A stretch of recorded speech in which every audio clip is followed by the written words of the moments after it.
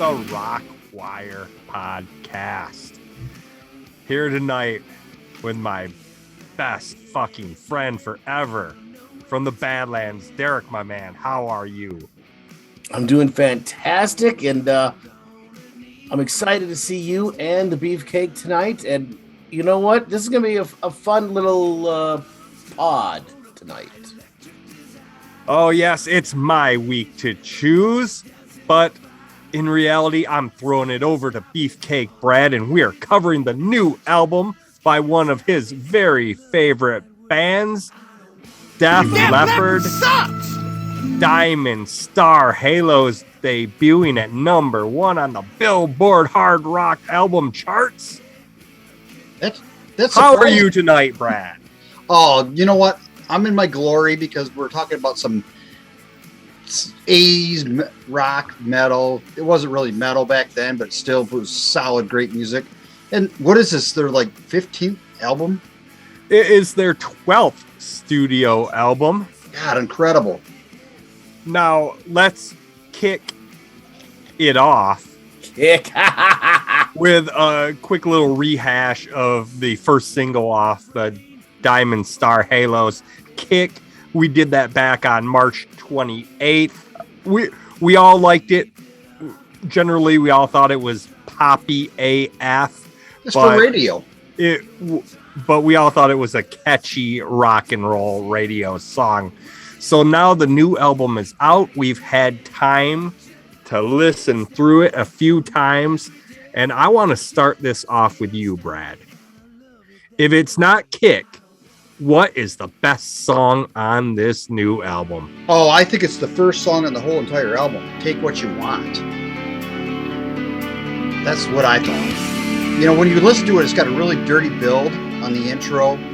Joe's voice actually sounds fresh in this song, which is, you know, he's been struggling, I think, as of late, you know, but it kind of reminds me of when you listen to High and Dry and then you mix it with Hysteria. That's what this song sounds like.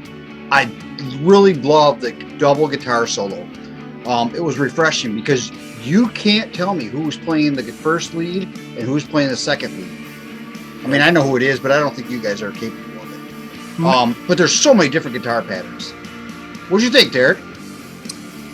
You know what? Yeah, this definitely is hands down the best song on the album. I don't know about your dirty build thing. I thought this is gonna be lame as hell again. And the stupid guitar strum at the beginning, and then boy, it you know what? It was heavy. It was a heavy rockin' song. You know, I loved, you know, it with the verses, it kind of slowed down, kind of, I don't know, a bridge in the chorus, but it really worked well with the change in melody with the chorus, and the chorus rocked too. So I love this song, and I was heartbroken when I saw your dumbass pick this song before I got a chance to. Now, I thought this was a nasty riff, and I agree that this is the best song on the new Def Leppard album. I thought it was kind of a throwback to old Leppard. In fact, I guess I've been listening to poppy Def Leppard for so long, since On Through the Night and High and Dry. I kind of didn't think they had this song in them anymore. I thought it was great. Now, well, you know, I was gonna say, what's funny is Vivian and Phil weren't on those albums, the High and Dry album. Phil came up in Pyromania, so it's for them to go back to that tone. It's awesome. Now, Def Leppard has played their first club gig in 20 years. Do you know where they played, Brad? Oh, it's got to be over in London somewhere. No, that would be a good guess. But they did some club dates out in L.A. and they played one of the famous L.A. clubs. Derek, I have a little umbrage with you. Uh-oh. Google that. Oh, this is called deflection. So, Whiskey Go-Go. No, wait. You got it, Brad. Whiskey Go-Go.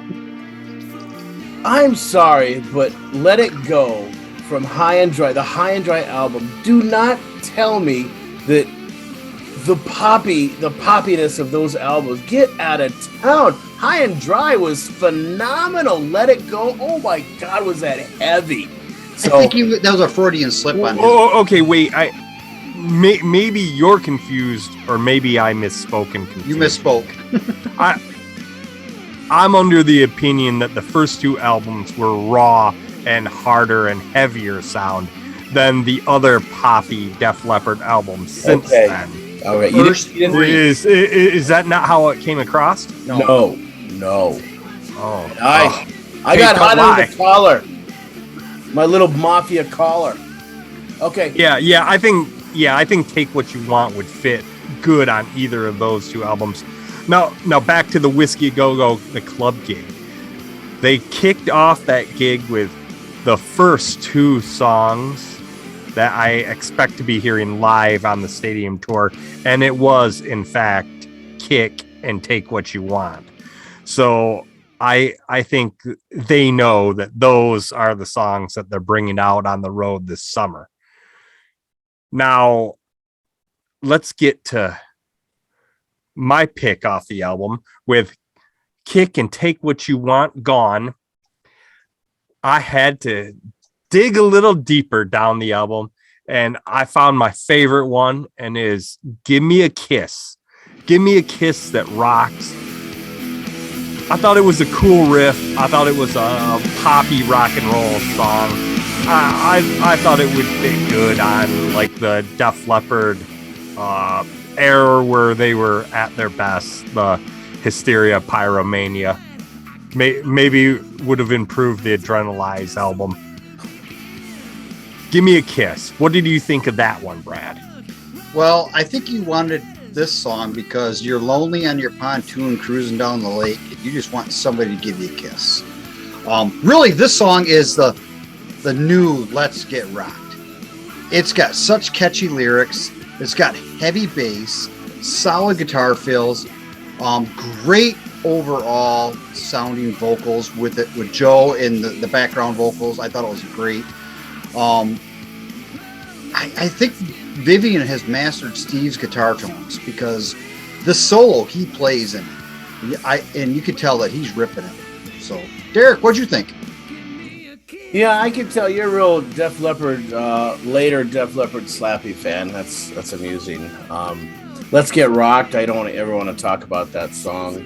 Me neither. This song was really good. Yeah, you're right. It's poppy, but boy, it had some really good. The songs we got tonight, all of them had some really good grooves, and this had a good little groove to it, and it was a little cheesy. I'm sorry, but he says, "Kiss this." I'm like, oh, come on. They kiss your ass, huh? I don't know. Kiss my pee-pee. I don't know what you're talking about. Oh my. This is a PG-13 show. Oh, really? The man that drops the F-bombs all the time. But let me finish. But I like, as I'm driving, I went to work this morning and I just driving down the highway. I hadn't been tainted by any horrible people or angry or negativity. And it was fun to listen to driving down the road. It was a nice poppy, but a nice groove of a song. So I dug it, and I didn't at first, but I dug it. It was a fun song with a classic Def Leppard feel, built on a cool little riff. I wanted to tongue kiss you both. It you was want it, Brad. A good song. Now, before we get to number 3, Derek, your song, Brad, how many good songs were on this album? Well, my first spin, I said 1. But after listening to it a couple times, I said a solid 11 songs I actually enjoyed. I could listen to all the time. All right. Being our biggest Def Leppard fan, you're at 11. I'm at a much lower number. I like 3. Ooh. Which, in my opinion, put Derek in the precarious position of choosing last. And with, in my opinion, the three best songs off the board, you found Unbreakable, Unshakable. That's me. Listen, you're right. I was there. I was on the elliptical, doing a little cardio, and I'm trying to figure out a damn song to bring it. And I remember actually looking at a message from you, CJ, and you're like, "It's Slim Pickens now," and I was like, "Oh hell yeah!" So because I didn't find that many songs that were. I mean, listen, how many songs can I listen to? Whoa, oh! I mean, Def Leppard is so good for the woes and ohs and oohs and ahs and. Joe still got it, baby. But Unbreakable was a song that caught my attention because it was different from the rest of the cheesiness on the album. Now, albeit the chorus still had the unbreakable, unshakable, the little, but it was an uplifting song, and the verses though I found to be very different from a lot of the songs on the album. It had a kind of a slow, kind of a boom, boom, boom, kind of a march, kind of a, I don't know. I enjoyed it, they really accented the kind of electric, I don't know, computerized kind of sound of the drums that Rick Allen does, but it was so different. I found it really interesting, so I enjoyed this one a lot. Actually, I had to just fight through the chorus part, but all three of these songs, I enjoyed listening to. I listened to them over and over and over and over, Brad, while driving to work and from work, and so I like this song. What do you think, Brad? Am I an idiot for saying that? No, and I'm actually shocked that you brought this song. It did sound like a lot of old Def Leppard in the beginning, I felt. And I agree. It had a great beat. There were some really neat change-ups in this song. I'm just trying to figure out, I could not figure out who played the guitar solo in this. I don't know if it was Phil or Vivian. I can't tell. You'll have to wait for the music video or the live video. Right. So there we have it, man. The new Def Leppard album, Diamond Star Halos. What do you think of that name, Brad? It doesn't stand out to me, but it's all right. I guess it's all no, it's not Pyromania, is it? Well, the last one that I remember is their subtitled one, Def Leppard. or X. Took them a long time to think about X. Yeah. No. Yeah. Or songs from the Sparkle Lounge. You know what? Now that I've reviewed some of their other past album titles, you know what? This one's not that bad. What do you think of the cover art, Derek? Is that like the Illuminati?